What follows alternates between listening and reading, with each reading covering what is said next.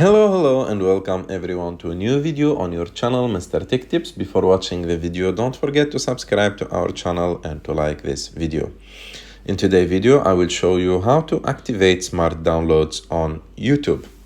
To do this, you just need to go and open the YouTube app, and after that go and click on your icon on the bottom right of the screen.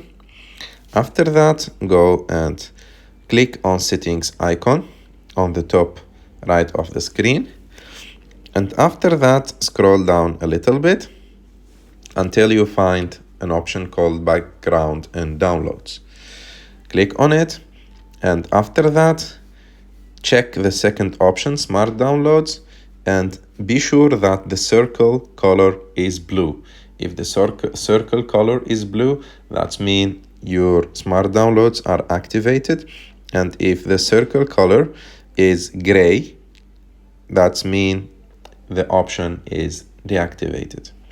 I hope that you like this video. If you like this video, don't forget to subscribe to our channel, and see you in the next